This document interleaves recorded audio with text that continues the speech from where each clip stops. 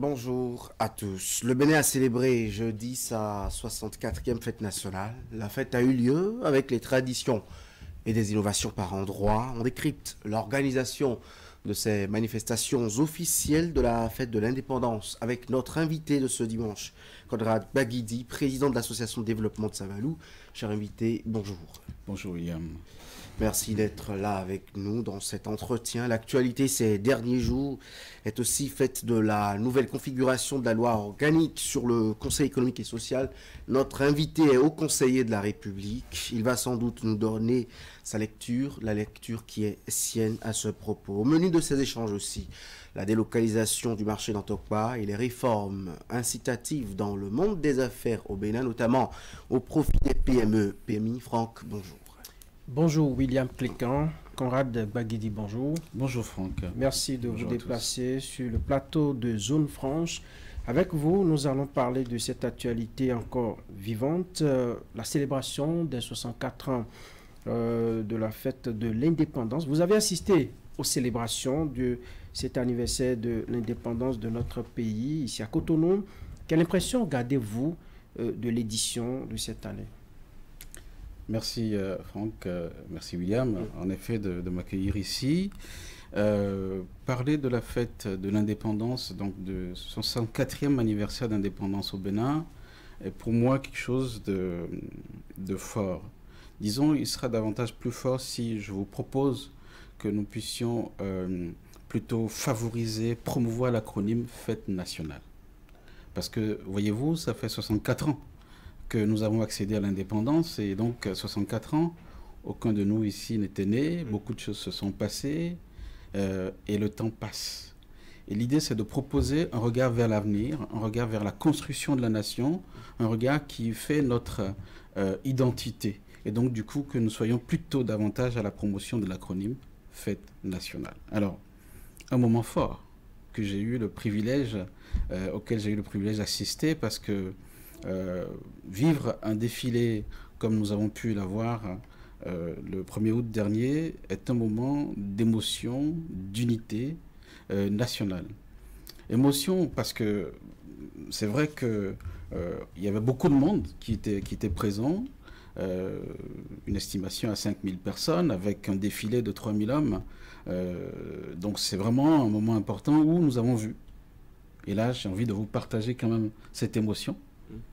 Nos forces de l'ordre et de défense qui sont revenus de l'opération Mirador, c'est-à-dire donc ceux qui vont combattre les gens qui nous attaquent dans l'extrême nord, donc qu'on appelle les djihadistes, ou je ne sais pas quel nom on va leur donner, les assassins, d'accord, des gens qui sont allés combattre, donc du coup qui ont risqué leur vie, mais en même temps c'est vrai, c'est un engagement, c'est un sacerdoce chez eux. Il n'en demeure pas moins que les voir revenir est une satisfaction, c'est un moment d'émotion qui a été partagé par tous. Nous nous sommes levés, tout le monde s'est levé derrière le président de la République, je pense, en guise d'un grand merci, pour leur dire, la République est ensemble, nous sommes derrière vous et on vous remercie. Pendant que je parle, certains sont encore là-bas et la lutte continue, parce que je partage avec nos forces de défense et de sécurité la phrase typique qu'ils ont l'habitude d'utiliser: aucun centimètre carré ne doit être laissé à l'ennemi. Et donc, c'est un moment qui a été un moment donc de magnificence donc de cette force-là que nous avons, de nos militaires qui sont revenus. En dehors de ça, c'est vrai que nous avons eu beaucoup de symboles. Si vous permettez, je vous en partage quelques-uns. Depuis maintenant 4 ans, je pense que c'est depuis 3 ans maintenant qu'on fait cette fête-là sur cette avenue. Je pense que nous avons de plus en plus des repères où tout se déroule sous le regard de notre Agodje et de notre aïeux Bioguera, des symboles qui nous font, on va dire, une certaine fierté d'appartenir à un ensemble qui est la nation béninoise. Et derrière ça, c'est des symboles qui apparaissent. J'ai vu par exemple que tout le monde chantait à l'unisson l'hymne national dans les langues nationale. Que ce soit notre chanteur qui a commencé en Baton-nous, qui a fini en fond, que ce soit Pépé Oleka qui a également déroulé une belle interprétation de l'hymne national, tout le monde a chanté l'hymne. Moi, je me souviens qu'il y a des années encore, il y a peu de gens qui savaient fredonner l'hymne national dans nos langues. C'est des symboles qui sont importants et que le 1er août nous rappelle, ou du moins nous renforce chacun dans nos esprits. Et ça, je crois que c'est une chose qui est magnifique. Un symbole d'unité. Et ça, j'ai envie quand même de le partager. Et c'est l'esprit que nous pourrions développer, chaque Béninois autant que nous sommes. Que nous soyons de la mouvance, de l'opposition, de la société civile, des artistes. Tous sont concernés par ce moment fort. Et là, j'ai envie de souligner la présence remarquée de l'opposition, qui était également présente et qui a participé à ce moment-là parce que c'est leur fête, c'est la fête à tous les Béninois. Voilà donc beaucoup de symboles d'unité. C'est ça, moi, ce que je retiens. Des émotions à fleur de peau, parfois. Alors, on retient quoi concrètement, in concreto? Ben, bien sûr, on retient que de plus en plus, le Bénin, en plus d'être une république, est désormais une nation, une vraie nation. C'est important. Alors, vous savez, on a besoin de continuer à construire. D'accord? Mais pour construire, il faut poser des actes qui rappellent ces symboles-là de la nation. Et c'est le moment où on a quand même on va dire une agglomération de plusieurs actes qui peuvent être vus. On a parlé de culture, c'est important. On a parlé de l'armée, c'est important. Et d'ailleurs même, nos amis les Nigérians qui sont venus, ils sont venus en tant que Nigérians. Vous voyez, ça c'est quand même important. Ils sont venus en tant que Nigérians. Pour ravir la vedette avec des tableaux multicolores et en stand innovation. Non, je ne pense pas qu'ils nous aient ravi la vedette. Parce que si vous y étiez, quand les Nigérians sont partis de la scène, ça a été une autre ambiance qui a démarré. C'est vrai qu'ils ont fait un beau spectacle qui a peut-être un peu trop duré. Voilà, qui a duré. Qui a peut-être un peu trop duré. Ils ont fait le tiers du temps de tout le défilé. Alors, d'aucuns disent qu'ils ont fait environ 40 minutes, mais c'est vrai que c'est quand même pas peu. Ils ont fait 30 minutes. Ils ont fait 30 minutes. Ben voilà, donc 30 minutes, c'est parce qu'on n'a pas eu véritablement des délégations d'autres pays, qu'on s'est accroché aux Nigériens, au tableau qu'ils présentaient, pour dire, ben oui, eux, ils sont arrivés, faisons-leur la part belle. Je ne sais pas. Ça, je ne peux pas rentrer dans le secret des organisateurs, mais je pense qu'ils étaient dans des tableaux qui étaient assez sympas, qui étaient bien déroulés, mais qui n'ont peut-être pas eu besoin, qui ne devraient pas être répétés autant de fois. Sinon, moi, j'ai quand même eu de beaux spectacles avec nos forces de défense et de sécurité nationales. Vous étiez au niveau de la Marina, vous avez suivi en direct tout ce qui se passait, mais loin de cette avenue, dans votre Savalou natal, comment est-ce que ça se vit souvent? Est-ce que ça se vit de la même manière que vous décrivez cela tout en beauté là?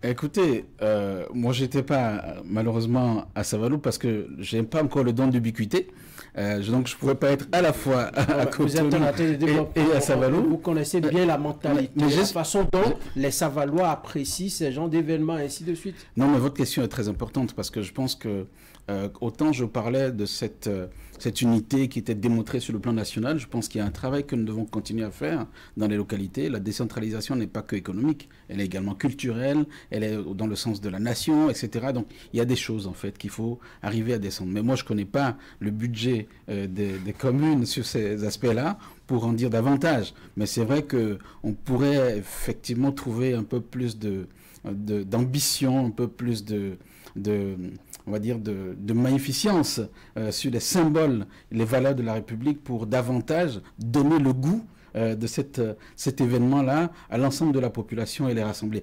Ben, ceci dit, à Savalou, il s'est passé quand même des choses qui sont intéressantes, mais il nous revient à nous de continuer à les amplifier avec tous ces éléments-là que j'ai évoqués, que relèvent donc du budget, de l'implication de chacun, de la valorisation également de chaque individu qui voudrait participer à la fête.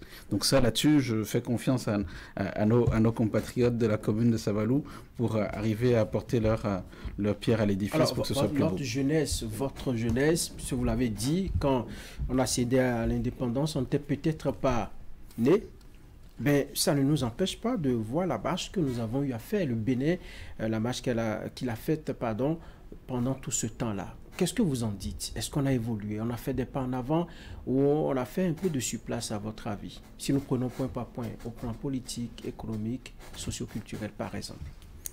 Écoutez, on ne peut pas dire qu'on a marqué les pas. Je pense que le Bénin est un pays qui progresse et qui progresse encore davantage depuis ces 8 dernières années. Ça, c'est une évidence.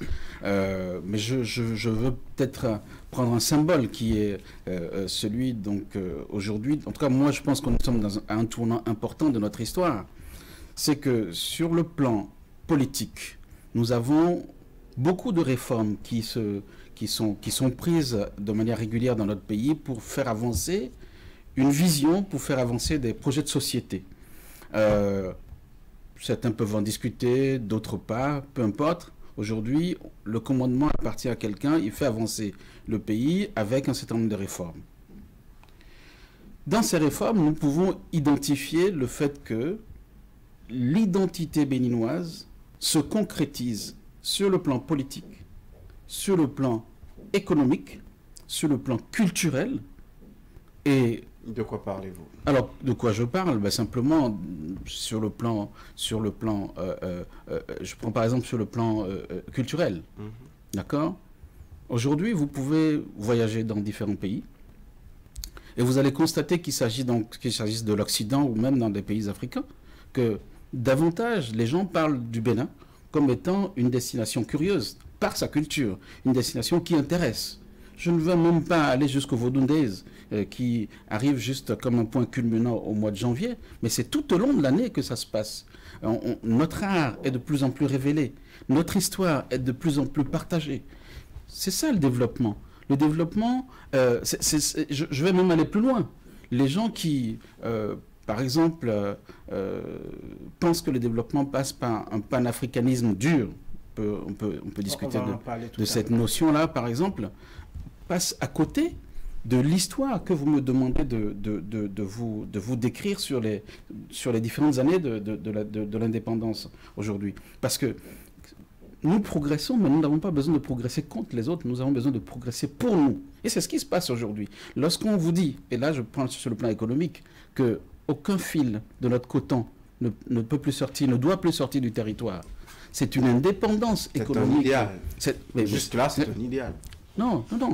Pourquoi vous dites juste cela? C'est une réalité désormais. Quand vous allez à Glodjigbe, nous avons désormais... On sorte une partie quand même. Non, mais justement, le fil, aujourd'hui... Mais on a besoin d'exporter également pour avoir des devises, rapporter de l'argent. Nous avons besoin d'exporter la matière transformée. Parce que c'est ça qui est gage, nous avons développé la technologie pour transformer toute la matière aujourd'hui, à l'heure où nous parlons aujourd'hui. Je vous invite à aller à Glodjigbe pour regarder. J'y suis allé plusieurs fois. Ben voilà, donc vous avez constaté que nous sortons des produits manufacturés, des produits finis, qui sont exportés. Vous savez qu'on a des commandes qui sont faites par des grandes firmes étrangères. Évidemment, on est encore au début, mais c'est déjà pas mal pour notre économie. C'est un début. Et nous allons continuer dans ce sens-là, tant que nous continuons à produire suffisamment pour faire en sorte que nos usines fonctionnent, parce que ça ne va pas s'arrêter, il y en aura d'autres qui vont arriver. C'est cette manière-là qu'on va capter l'économie par la transformation, parce que l'économie qui consiste à vendre la matière première, c'est une économie qui meurt. Donc aujourd'hui, nous avons cette capacité-là à dire que depuis l'indépendance à ce jour, nous avons quand même des éléments à montrer sur le plan culturel, sur le plan économique. Sur le plan politique, il n'y a pas besoin de le rappeler que nous avons quand même progressé. Et je pense que ça, c'est depuis longtemps que nous avons commencé à faire cela. D'accord ? Depuis la conférence des forces vives jusqu'à aujourd'hui, le Bénin est resté un modèle démocratique que les gens finalement, ont envie de... Qu'est-ce qui n'a pas marché? Et sur quel, en tout cas, levier nous devons nous appuyer véritablement pour changer un peu les choses? Qu'est-ce qui n'a pas marché selon vous en 64 ans? Il y a bien des choses qui n'ont pas marché en 64 ans. Vous savez, quand je vois par exemple que c'est depuis, je pense, 2016 ou 2017 qu'il a été possible d'annoncer que tous les pays africains peuvent venir au Bénin sans visa, pour moi, ça n'a fait que durer trop longtemps. Parce que nous avons besoin d'échanger, en fait, entre nous pour développer notre économie. Quand je vois que pendant plusieurs mois, le Nigeria nous a fermé sa frontière, c'est aussi quelque chose qui n'a pas bien fonctionné. ce que je ne mets pas en parallèle avec ce qui se passe aujourd'hui. Pour moi, c'est autre chose. Quand je vois que, par exemple, nos cadres n'ont pas su s'intéresser à l'agriculture et ont toujours pensé que c'est dans les bureaux que ça se passe, pour moi, ça n'a pas... Enfin, voilà différentes choses. Quand je vois que nous sommes ici, la plupart des cadres, à aller à l'université pour ressortir et tous finir dans les bureaux, je pense que c'est des choses qui n'ont pas marché. Il faut changer le paradigme. Il faut remettre le pays au travail, au travers donc, de la formation de chacun pour que davantage on ait des acteurs qui sont capables de contribuer directement à la création des valeurs, à la création et à la participation à l'économie nationale pour que nous ayons une meilleure croissance, à la fois croissance économique et j'espère très vite croissance humaine, dans le sens donc du bien-être des populations. C'est ça l'idée. Donc oui, il y a des choses qui n'ont pas marché. Voilà quelques exemples. Y a-t-il d'autres réflexions qui vous montent à l'esprit quand le Bénin sexagénaire doit se délecter d'avoir fait, je ne sais pas, plus de 64 ans de vie? Je ne vois pas bien votre question. Pardonnez-moi. Est-ce qu'il y a d'autres idées de réflexion sur l'avancement du Bénin? Ça marche en 64 ans, notamment là où on a moins fait des progrès. Bien sûr. Enfin, je pense qu'il y a beaucoup de choses qui sont aujourd'hui prises en compte. Vous avez vu, par exemple, en matière d'infrastructure, nous faisons des progressions. Ça n'est pas terminé. Il y a encore beaucoup de choses à faire. Moi, ma rue n'est pas encore cultivée. Donc, je pense qu'il y a encore des choses à faire. Ça, c'est une parenthèse. Donc, on a encore besoin de progresser en matière d'infrastructure. Mais il y a eu beaucoup de travaux qui ont été réalisés. Et merci pour les différents acteurs de cela et pour les acteurs d'aujourd'hui qui sont aux commandes. Mais la santé de nos populations, c'est quelque chose qui doit se poursuivre, qui doit s'élargir. Vous savez, moi j'ai travaillé un peu sur les tranches d'âge de nos populations en matière démographique et je m'aperçois quand même que il y a très peu encore de Béninois, malgré la belle croissance. Aujourd'hui, on a une prévision de 14 millions d'habitants au Bénin. Mais nous avons les personnes âgées qui commencent à l'âge de 60 ans, mais qui représentent une part infime de la société. Ça veut dire que, c'est vrai, nous avons une jeunesse dynamique, forte, mais nous vieillissons très mal et nous mourons un peu vite. Alors, on est mieux lotis que d'autres pays, par exemple la Côte d'Ivoire ou d'autres, mais il n'en demeure pas. Donc, il y a un travail à faire du point de vue santé pour élargir l'accès aux soins à beaucoup plus de monde. Je pense qu'il y a un projet qui est en cours, vous le connaissez aussi bien que moi, qui commence d'abord par les populations les plus vulnérables. Donc, voilà, l'idée c'est qu'au fur et à mesure, ça puisse s'étendre pour que beaucoup ou l'ensemble de la population puisse avoir... Tout le monde veut bien manger, non? On veut manger copieux, on veut manger naturel. Parfois, on n'a pas les moyens, ça ne suit pas. Ben justement, heureusement, c'est bien de ne pas avoir les moyens. Parce que manger copieux, c'est pas bon pour la santé. Bon, quand je dis copieux, par exemple, vous prenez, je sais pas, le riz le matin. Certains sont contraints de changer peut-être ce qui accompagne le riz à midi. Le soir encore, on fait du riz au gras, ainsi de suite. Toute une journée, vous mangez du riz. Moi, je mets cela dans le copieux. Alors qu'ailleurs, on mange peut-être de l'omelette le matin. À midi, c'est peut-être des frites. Le soir, c'est peut-être un peu de pâtes ou même des fruits, ainsi de suite. Tout le monde n'a pas les moyens de s'offrir ce mode de vie. Ça va venir. Moi, je suis sûr que ça va venir. Parce qu'il faut commencer à créer de la valeur pour avoir les moyens de tout financer. Si vous n'avez pas les moyens de financer tout d'avance, et que vous commencez à le faire, vous n'aurez plus jamais... C'est le banqueroute, ça s'appelle.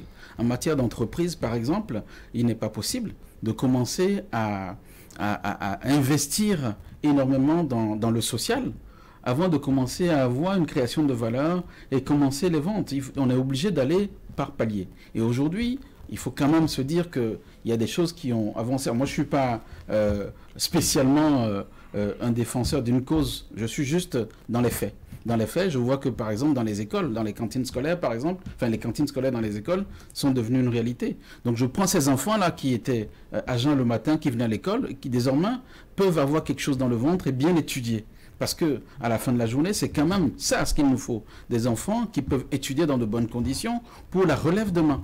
Donc, c'est un pas. Je pense que les salaires ne sont pas restés au même niveau depuis ces années-là. Il y a eu quelques progressions. Est-ce que ce n'est pas un sujet à ne pas évoquer? Bah non, comme je ne suis pas... Enfin, moi, je pense que c'est... Moi, je suis à l'aise, en fait, hein, sur tous les sujets. Vous observez un peu trop, non? Non, je suis aussi un peu dans l'action. Pourquoi vous dites ça? Je sais que mes amis syndicalistes ne seront pas tout à fait... pas que, même Franck et moi, nous ne serons pas là quand vous aborderez ça. Je vous propose d'écouter cette partie. Le panafricanisme. Pour vous, bon, quand on dit indépendance, on parle de souveraineté nationale et internationale. Il y a dans le champ lexical de ce mot parfois, quand on l'élargit bien, le panafricanisme. Pour vous, il est quelque peu galvaudé aujourd'hui. Oui, totalement. Totalement. Et moi, je suis plutôt l'un des...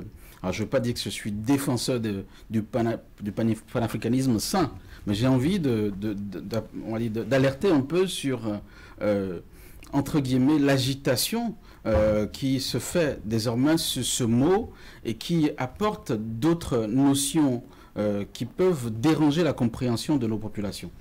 Le panafricanisme n'est pas le combat contre les Blancs.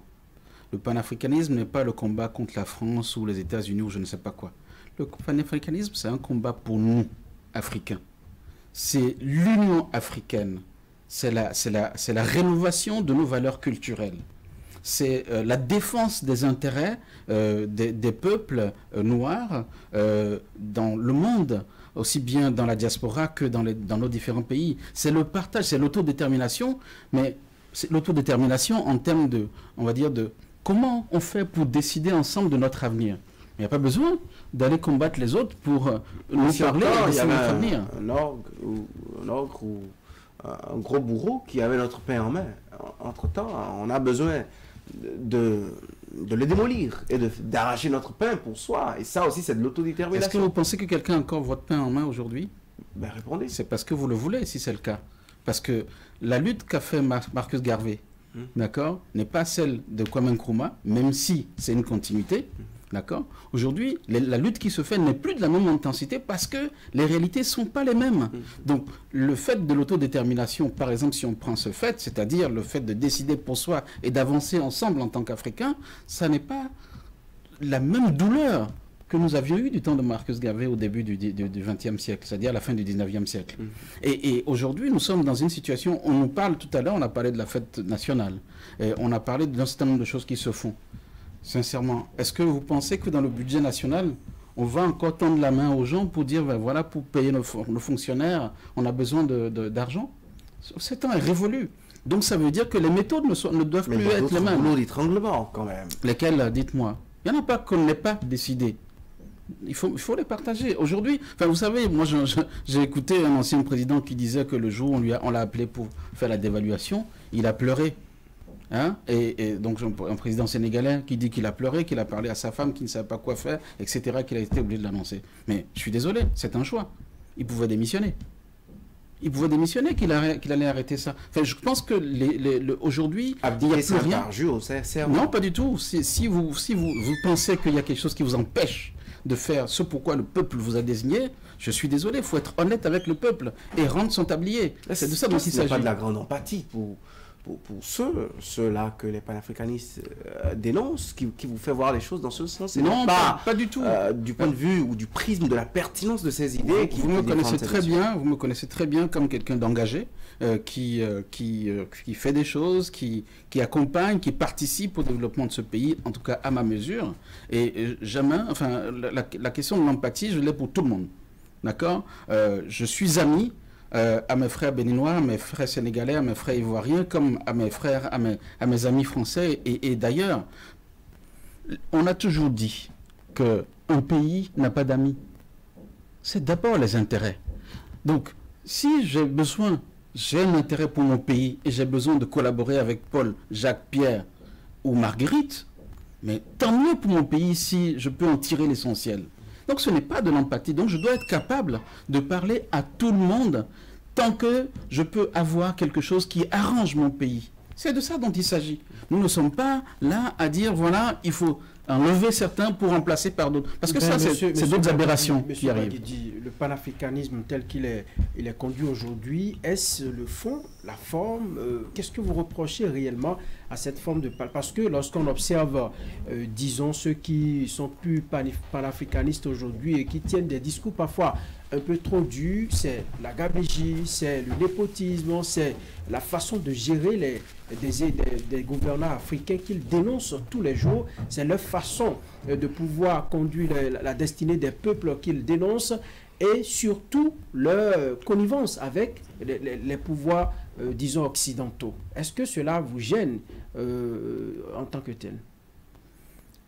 Vous voyez, nous faisons beaucoup de littérature sur cette affaire-là. Je pense qu'il faut prendre des choses factuelles. C'est plus simple. Pour moi, nous ne sommes pas aujourd'hui à la solde d'un pays quel qu'il soit. Ça, c'est le Bénin que je connais. À la fois sur le plan économique, à la fois sur le plan militaire, à la fois sur le plan culturel. Nous n'avons pas besoin d'aller tendre la main à quelqu'un. On peut généraliser, hein, pas seulement sur le continent. Oui, le panafricanisme, ils ne le font pas seulement pour leur pays, spécifiquement, voilà. Mais c'est bien dommage, justement. C'est bien dommage parce qu'aujourd'hui, comme je disais, les choses ont changé. Occupons-nous chacun de nos pays et partageons nos forces. Mais ça, c'est antinomique au panafricanisme que vous avez si bien défendu tout à l'heure.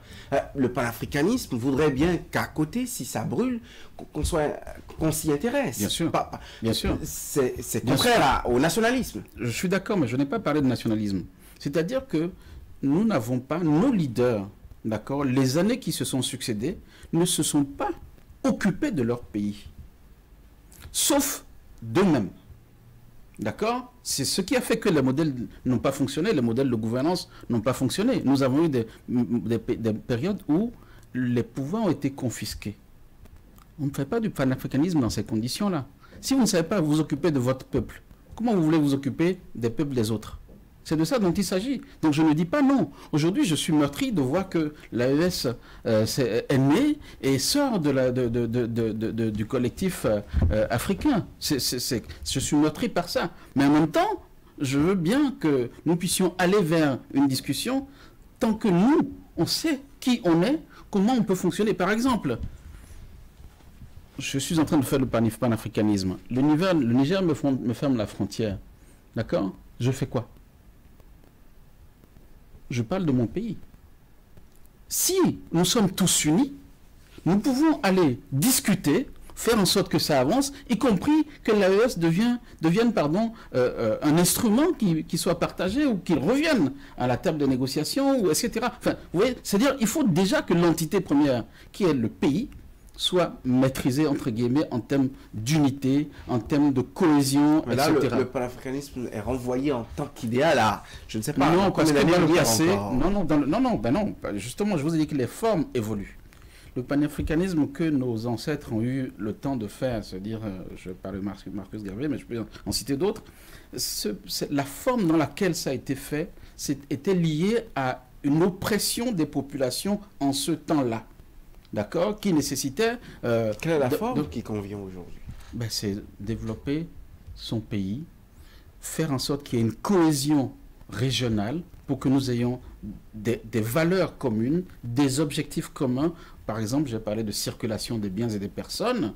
Donc l'échange commercial doit pouvoir se faire. La valorisation culturelle, c'est l'un des objectifs du panafricanisme. Justement, ceux qui sont les défenseurs de l'idée du panafricanisme ne sont pas aux affaires pour la plupart. Ils ne sont pas dans le feu de l'action. Oui, heureusement. Heureusement parce que vous dites. Oui, heureusement parce que la version du panafricanisme n'est pas celle que je connais, c'est pas la version contemporaine. Pourquoi vous voyez les grands acteurs d'un certain panafricanisme aujourd'hui? Vous voyez Bassirou Diomaye Faye, un panafricaniste de gauche, il a accédé au pouvoir. Pourquoi vous ne voyez pas ceux-là et vous ne voyez que les très activistes? Et vous avez dit qu'ils font de la littérature. Il y en a qui ont du contenu sur Jérôme Carlos, j'en connais beaucoup. Pourquoi vous ne vous intéressez pas à ceux-là? Je vais vous poser une question. Vous allez y répondre parce que je ne répondrai pas. La réponse avant la question. Je vous pose une question parce que, en fait, aller faire des discours de haine des discours contre les autres. Encore, je répète une fois, ce n'est pas ça le panafricanisme. Et ma question c'est, est-ce que d'après vous, Patrice Talon est un panafricaniste? Répondez. Non, mais essayez de peut-être demain, sur Actu Matin, on fera le débat si vous voulez notre opinion. Monsieur Zone Franche, c'est en toute franchise la vôtre qui est écoutée. Je vous ai parlé de 4 choses. L'Union africaine, le fait de pouvoir partager ensemble nos valeurs, faire en sorte que nos pays avancent ensemble. Je vous ai parlé de la renaissance culturelle, donc le fait de valoriser, de faire en sorte que notre identité, nos cultures ne soient plus opprimées, mais qu'elles soient reconnues et valorisées. Je vous ai parlé de l'autodétermination, le fait de décider par nous-mêmes ce que nous voulons pour nos populations. J'ai parlé également de la solidarité internationale en matière de tout ce qui est exclusion, etc. Quand vous prenez ces 4 critères-là, est-ce que votre président de la République, notre président de la République, est un panafricanisme ou pas? Je ne vois pas une seule case qu'il ne coche pas. Pourtant, il ne va pas faire des discours de panafricanistes. C'est ça ce que je suis en train de dire. Il y a un modèle nouveau qui existe aujourd'hui et qui doit fonctionner. Et c'est ça qui doit avancer. Regardez par exemple sa contribution à la ZLECAf, à l'instauration de la ZLECAf. Aujourd'hui, donc j'ai parlé de la circulation des personnes. Mais c'est des actes concrets qui justement démontrent de ce panafricanisme-là. Ce n'est pas un discours, c'est une réalité, c'est un fait. C'est de ça dont il s'agit. Donc, Diomaye Faye, il est arrivé, on lui dit bienvenue. Bon, heureusement que ce n'était pas forcément un forcené de panafricanisme. On a encore le CFA, non? On a encore le CFA, on l'aura encore un petit moment. D'accord? Entre-temps, les pays continuent d'évoluer. Ça se construit. C'est des choses, donc c'est comme ça. Le pouvoir, il est là. Quand on a le pouvoir, il faut pouvoir l'exercer justement d'après ces différents critères-là pour construire ce panafricanisme-là. C'est ça qu'il faut qu'on partage avec les gens. Le panafricanisme, c'est ces 4 critères que j'ai évoqués et ce n'est pas la xénophobie, ce n'est pas la haine, etc. Voilà. Donc, alors, est-ce qu'il a de beaux jours devant lui, le panafricanisme, ou ça va mourir en évoluant? Je pense que nous avons une difficulté à remonter. Nous avons des organes régionaux qui ont besoin d'avoir de nouveaux souffles. Qu'il s'agisse de la CEDEAO, et l'Union africaine, n'en parlons pas. 1963, ça fait combien maintenant? Ça fait 61 ans. Les paradigmes ont changé. Et si nous voulons justement qu'il y ait... Parce que je rappelle que l'Union africaine, donc l'OUA dans le temps, est née donc, de ce mouvement panafricaniste. D'accord, 1963. Donc, quelque part, nous avons besoin que ces organes-là puissent reprendre des couleurs. Parce que les valeurs et le mode de gouvernance de ces organes-là n'a pas forcément bien fonctionné ces dernières années. Et donc, du coup, le peuple s'essouffle à continuer à espérer que ça bouge de ce côté-là. Il faudrait que ce soit réformé. Donc, si nous voulons que ce panafricanisme que je décris là puisse avoir de beaux jours devant lui et que les valeurs que nous développons ici au Bénin, par exemple, puissent être partagées, promues dans les autres pays pour que nous soyons de manière collective un peu plus forts pour avancer vers la construction de l'Afrique, il faudrait réorganiser ces institutions-là, ces organes régionaux qui n'ont que trop duré dans leur forme et dans leur mode de gouvernance. Allez, nous allons parler actualité nationale toujours et j'ai bien envie de prendre votre avis sur cette question du déplacement du marché d'Antokpa. Ça a fait couler beaucoup d'encre et de salive et ça refait surface et puis un grand bruit dans l'opinion publique également. Selon vous, comment doit-on appréhender le sujet pour une meilleure gestion de la réforme? D'abord, est-ce que c'est opportun aujourd'hui de déplacer d'Antokpa? Une question toute simple. Alors, moi d'Antokpa m'intéresse parce que j'ai toujours connu d'Antokpa. D'Antokpa m'intéresse parce que c'est mythique. Aujourd'hui, quand les touristes arrivent, d'Antokpa fait partie des points de visite. Alors moi j'ai visité plusieurs fois d'Antokpa, j'ai même travaillé avec des femmes de d'Antokpa pour les accompagner dans leur modèle économique, etc. Nous sommes souvent fiers de dire que d'Antokpa est le plus grand marché à ciel ouvert de l'Afrique de l'Ouest. Mais quand on a dit ça, pour moi, on manque de quelques autres informations complémentaires. Moi, j'ai envie de les partager avec vous pour qu'on sache répondre à votre question. Est-ce que c'est opportun ou pas de déplacer le marché d'Antokpa? C'est bizarre. 1963, à nouveau, c'était la création officielle du marché d'Antokpa. Encore 61 ans, comme l'Union africaine d'ailleurs. Mais vous savez combien on était, la population, enfin, combien était la population du Dahomey? 2,5 millions habitants. Et 2,5 millions habitants, les populations qui utilisent Dantokpa, ou du moins qui étaient sur la côte ici, vont de Diassin, Porte-Novo, à Kwakpa, à Ganri, et donc Dantokpa bien entendu, et Cotonou s'arrêtait à Vedoko. C'est de ça dont il s'agit. Alors, dans cette, on va dire, configuration démographique, il est donc évident qu'on puisse aller au même endroit pour acheter de la tomate, pour acheter du riz, de l'huile, mais également pour acheter de la maroquinerie, des chaussures, des sacs, etc., des vêtements, qu'on aille au même endroit pour acheter, je ne sais pas moi, enfin, tout ce qu'on veut. La population n'était pas nombreuse. Aujourd'hui, nous sommes presque 14 millions d'habitants. Ça fait presque 6 fois la population d'antan. Mais depuis toujours, nous avons des bouchons tout le temps. Les meilleurs animateurs du marché d'Antokpa. Ils viennent de partout. Depuis la nuit des temps, oui. Les meilleurs acteurs de d'Antokpa viennent de très loin. Oui. Les meilleurs clients viennent d'outre frontières béninoises. Tout à fait. Attention, les riverains ne sont pas les meilleurs acteurs de d'Antokpa depuis toujours. Mais je vous l'accorde. Mais par exemple, pour ceux qui viennent acheter des tissus chez nous, quand ils viennent de l'étranger, est-ce que c'est faire 9 km de plus pour aller à Calavi qui va changer quelque chose pour eux? Ils viennent de l'étranger. Tous ceux qui viennent acheter des produits nobles, des bijoux, de la maroquinerie, des choses comme ça. Où est le problème? Ils vont faire 9 km. Ça se trouve même, ça sera plus proche parce que s'ils descendent de l'aéroport, ils vont aller plus rapidement. Je ne vois pas le problème. Ce que je voudrais d'abord qu'on constate ensemble, c'est qu'il est difficile de voir qu'un pays, des gouvernants d'un pays, ne puissent pas prendre leurs responsabilités face à une insécurité physique des personnes et des biens. Regardez par exemple les incendies qu'on avait eus à Tokpa. N'eût été peut-être le dieu des marchés, je ne sais pas, nous aurions eu beaucoup de pertes.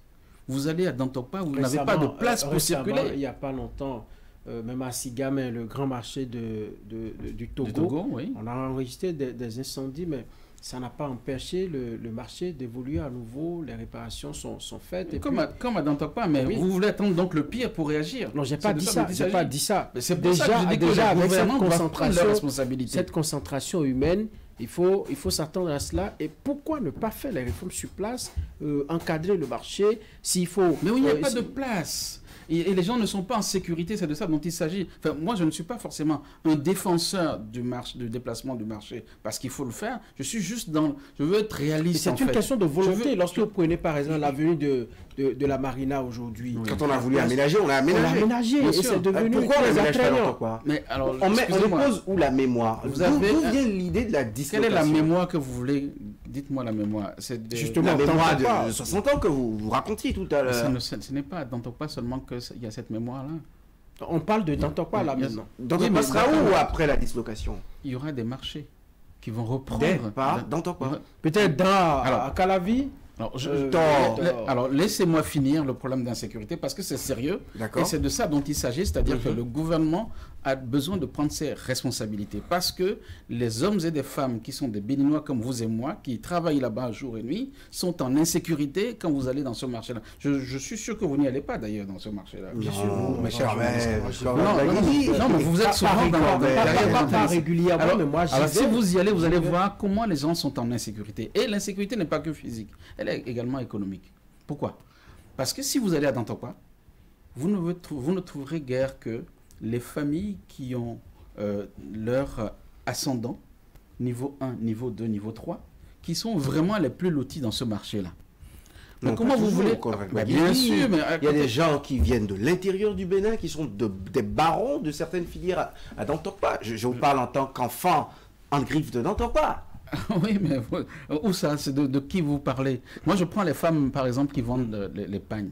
Ça se passe de femme en fille. Oui, mais il y en a qui viennent du Monokoufo, il y en a qui viennent de l'intérieur du Bénin. Et il n'y a pas que des descendants des côtiers dans ces filières. Mais moi, je suis allé travailler avec ces personnes-là. Allez là-bas, vous allez voir. Si vous êtes nouveau, vous voulez vous installer dans le marché d'Antokwa aujourd'hui, vous n'avez pas de place. D'accord? Et ceux qui ont eu des places il y a 5-10 ans, par exemple, c'est encore tout récent, ne peuvent pas se développer sur le plan économique. Quand vous avez un business et que vous ne pouvez pas vous installer quelque part de manière sereine pour avoir vos clients et développer votre activité, votre économie, votre business ne va pas connaître une évolution d'échelle. Donc vous êtes voué à finir à la retraite au même niveau, à ne pas vous développer. C'est un mal pour le pays. Parce que du coup, le pays ne peut pas profiter de la valeur que vous êtes en capacité de créer. Pour autant, si par exemple on considère qu'il y a un nouveau marché, c'est ce qui est en train de se faire. Il y a 35 marchés qui sont prévus sur le plan national, dont 10 à Cotonou. Ça n'est pas rien. Dans lesquels on va pouvoir avoir des gens qui vont aller avoir leur lieu de travail. Ils vont avoir leur espace en toute sécurité et on saura que ce marché-là est dédié pour tel type de produit, tel autre marché c'est pour le détail, etc. Mais c'est plus structurant pour le pays. Et quand vous allez aller dans d'autres pays pour regarder, excusez-moi, mais vous avez une belle berge. Nous avons une belle berge. Et nous voulons dédier cela uniquement à un marché dans lequel il y a une concentration et une insécurité majeure. Parce que ça profite à tous. Les aménagements de berges sont pour des gens aux bourses hollywoodiennes. Entre-temps, faux. Oui, vous aurez à vous expliquer là-dessus, Conrad Bakidi.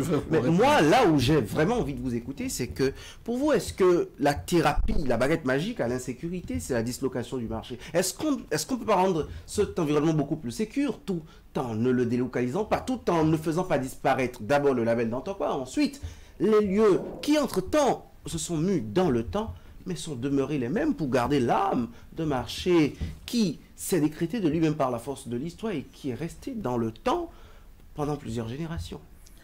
Moi, je pense qu'il faudrait que vous proposiez une émission spéciale projet post-Dantokwa et que vous invitiez le ministre du cadre de vie ou d'autres pour que vous preniez connaissance de ce qui sera fait après. Ce n'est pas une dislocation du marché, c'est une réorganisation du marché. C'est-à-dire que le marché va s'organiser comme ça se fait dans d'autres pays. En fait, je m'étonne un peu de votre surprise, en fait. Ailleurs, c'est comme ça que ça se passe. Vous avez des marchés qui sont dédiés à certains types de produits. C'est comme ça, c'est pas je prends l'exemple du gros qui sera déplacé vers Calavi si mes informations sont bonnes. Alors, vous voyez le spectacle sur l'axe Cotonou. Ça dépend du gros. Je pense qu'il y en a un qui est vers le Sénégal. Quel que soit le gros, les gens seront obligés d'y aller. Oui. Vous voyez le trafic entre Cotonou et Calavi aujourd'hui. D'abord, à certaines heures de pointe, c'est compliqué de circuler.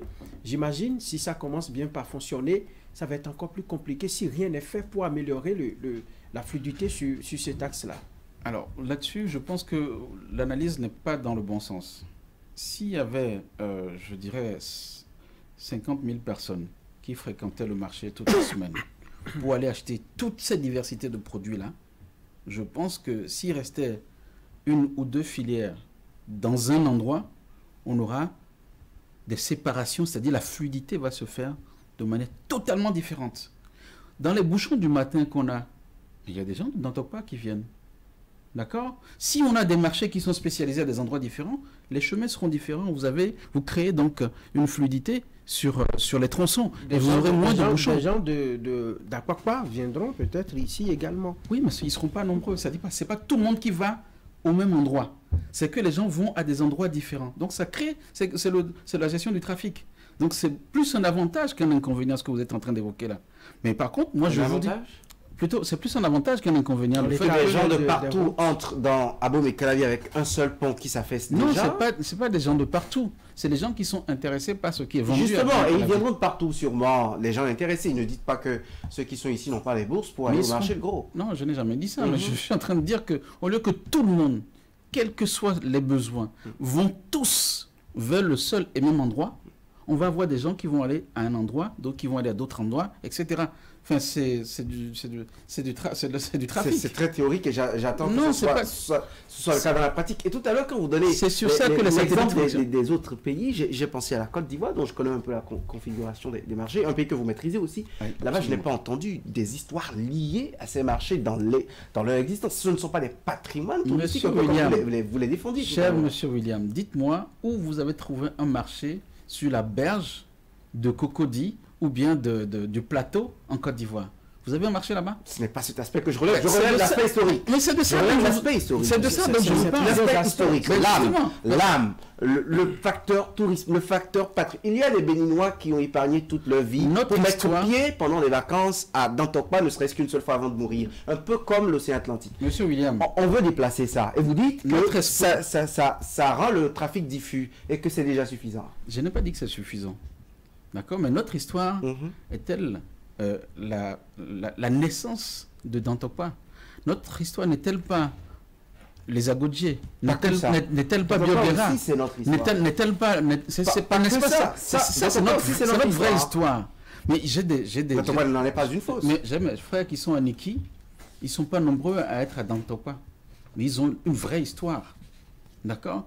Je pense qu'il faut arriver à trouver ce qu'il faut garder comme un patrimoine national commun et ne pas trouver partout. Quand on a envie de changer quelque chose, on est tout de suite en train d'être réticent.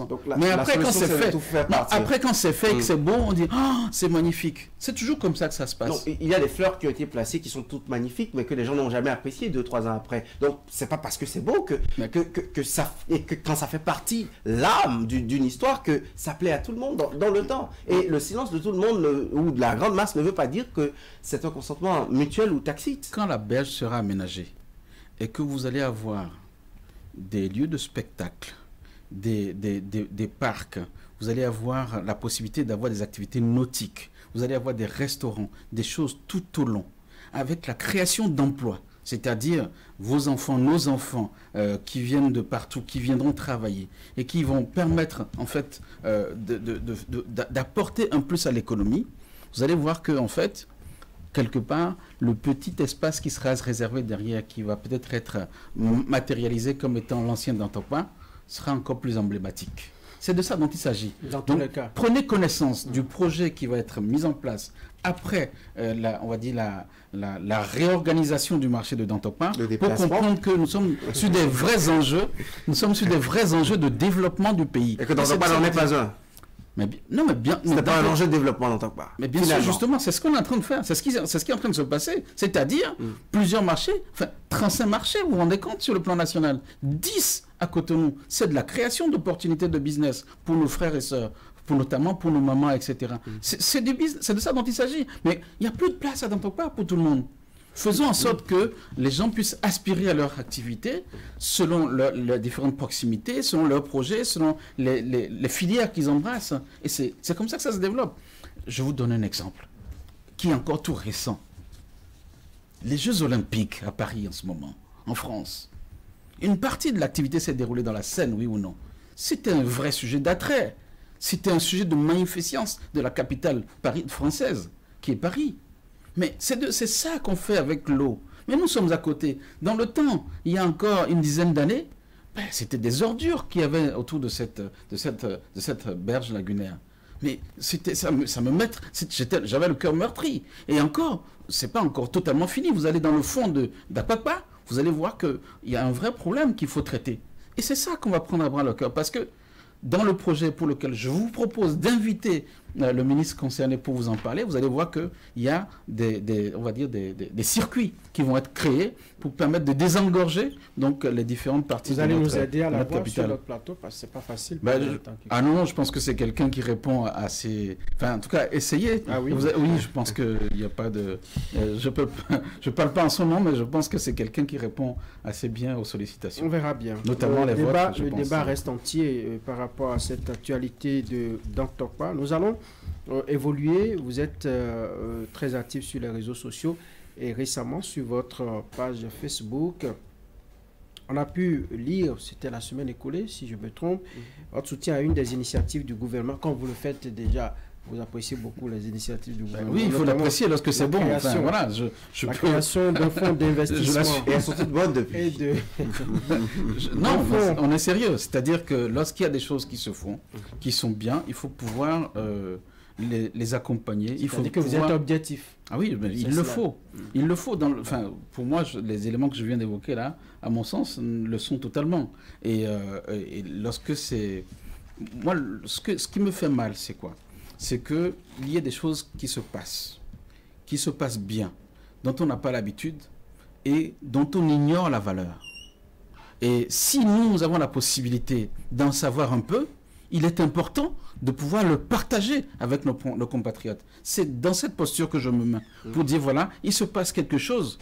Ce n'est pas exactement ce que vous êtes en train de dire, ce n'est pas forcément une mauvaise chose, il y a pas mal de bonnes choses qu'il faut y voir. Donc, je les partage sur les sujets qui me paraissent dans cette logique-là.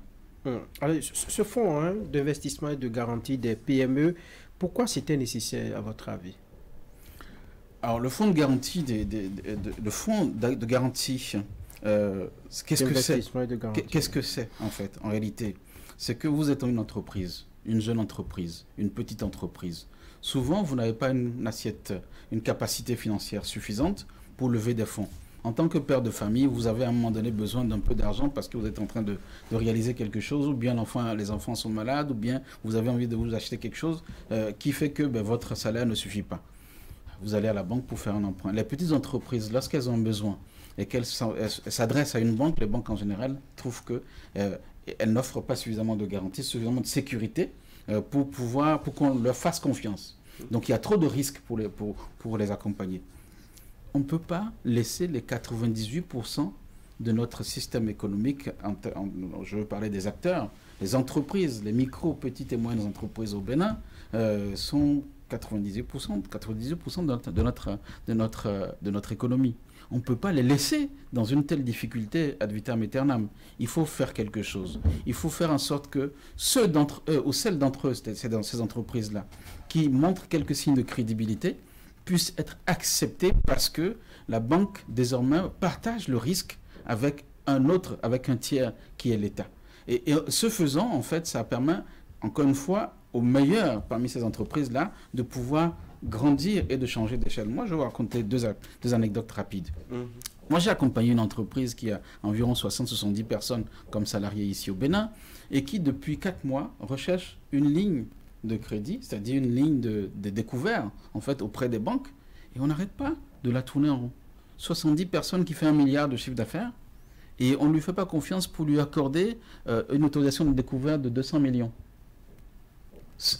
Pour moi, c'est impensable. C'est des réalités qui doivent évoluer dans notre pays pour permettre aux gens d'évoluer. Il y a un jeune que je connais qui a créé son entreprise et qui était tout fou la galette, très encouragé par les marchés qu'il réalisait pour une commune du Bénin. Quand il a s'agi de réaliser 2 marchés ensemble, il n'a pas pu le faire, il s'est forcé, il n'a pas trouvé les financements, il a perdu un et les 2 marchés. Au bout de 2 ans, il a dû fermer, déposer les clés.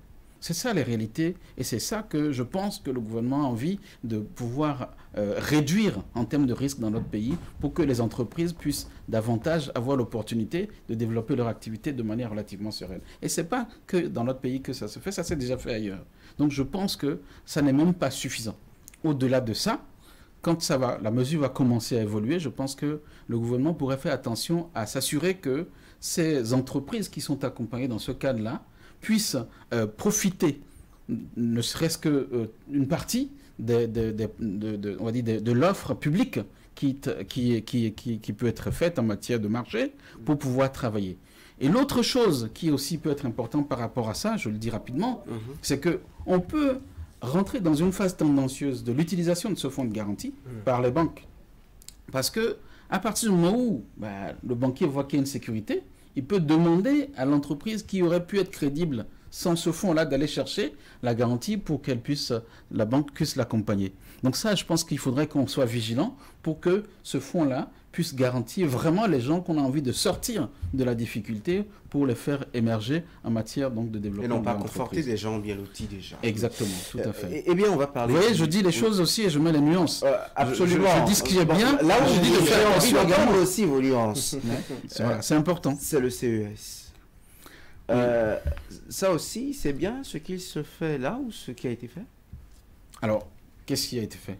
Une loi organique qui enlève l'âme du CES, c'est-à-dire la lutte des travailleurs. Le CES a vocation à une origine française, le dialogue social. Aujourd'hui, les syndicats n'y sont plus, bref, bien des acteurs aussi, les chercheurs, les sportifs.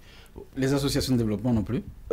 Oui, d'accord. Bon, parce que vous prenez ça par ce bout. Mais oui, mais justement, votre lecture des associations de développement, votre lecture de cette loi votre lecture là-dessus. Écoutez, il y a une réforme qui a été votée par notre Assemblée, l'Assemblée nationale, récemment, en effet, qui apporte 3 modifications majeures à la loi organique existante. La première modification, c'est au niveau de la mission. Il a été dévolu désormais une nouvelle mission au CES qui consiste à aller se rapprocher des populations pour non seulement expliquer ce que nous avons vu des réalisations donc, qui se font, mais surtout de savoir en quoi nos populations sont satisfaites et demandent des choses qui les concernent. C'est-à-dire qu'il faut être en capacité de faire le distinguo entre ce que les populations demandent et ce qui se fait ou ce qui est prévu d'être fait, et ce qui n'a pas été ou qui n'est pas prévu d'être fait pour pouvoir apporter les conseils nécessaires au chef de l'État et à l'Assemblée nationale.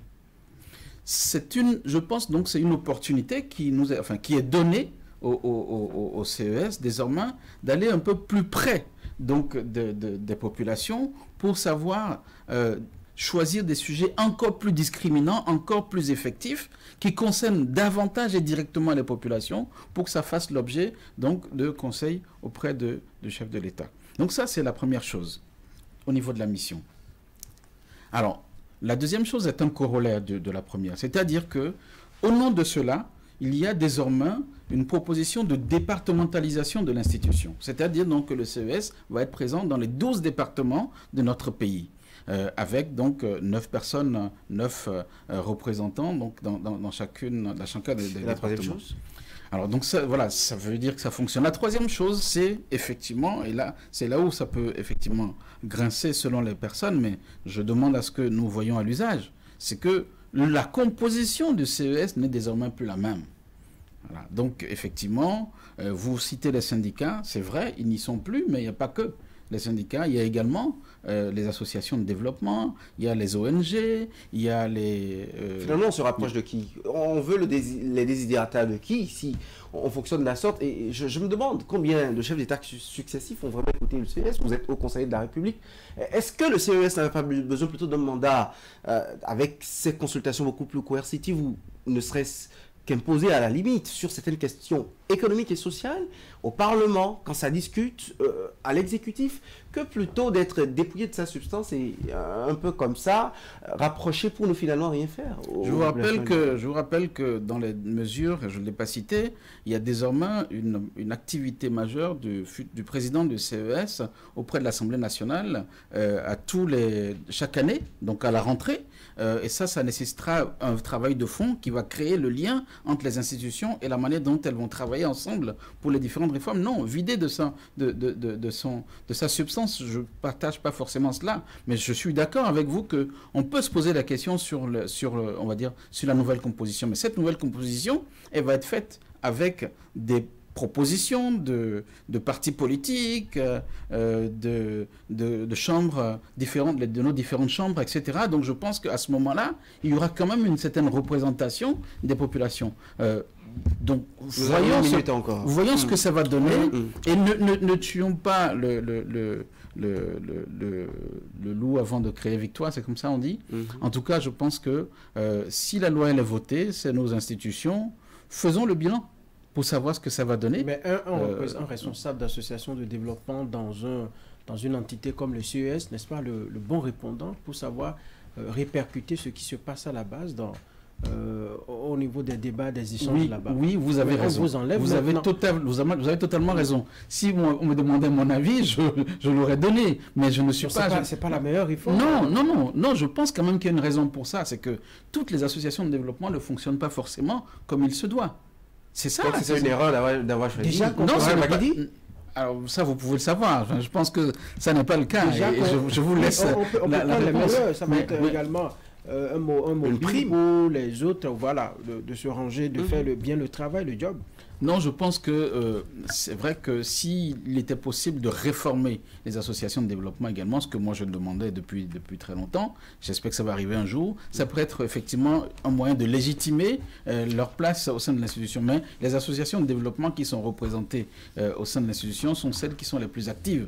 Et malheureusement, ce n'est pas toutes. Donc je peux comprendre que le fait qu'il y ait quelques défaillances par moment puisse donner un peu froid au dos à nos gouvernants pour se dire que bon ben ok, on va les faire travailler différemment. Et c'est ce que je pense. Et c'est la même chose que pour nos différents représentants syndicaux que j'aime beaucoup, qui font des choses intéressantes également. Qui devront les faire désormais dehors.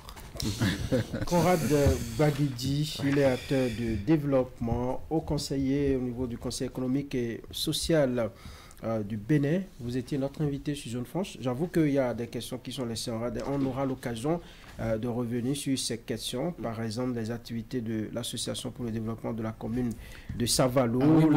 Pardonnez-moi, mais je voudrais vous inviter à la foire départementale agro-pastorale des collines qui va avoir lieu à Savalou du 13 au 15 août parce que désormais, avec le ministère de l'Agriculture, de l'élevage et de la pêche, nous étendons l'activité aux 16 communes du pôle ATDA 4. Donc, une manière de promouvoir notre agriculture et nos acteurs producteurs et transformateurs sur 16 communes différentes. Et ça va se passer à Savalou du 13 au 15 août. Une fois, ça parle l'argent. Une fois, ça parle l'opportunité. Et Canatra avait saisi l'opportunité. Donc, le service commercial sera à vos trousses. Merci Conrad Baguidi. Merci à toute l'équipe de réalisation de Zone Franche de ce numéro de ce dimanche. Merci de nous avoir suivis, chers téléspectateurs. William Cliquant et moi et toute l'équipe de réalisation. On vous dit à dimanche prochain.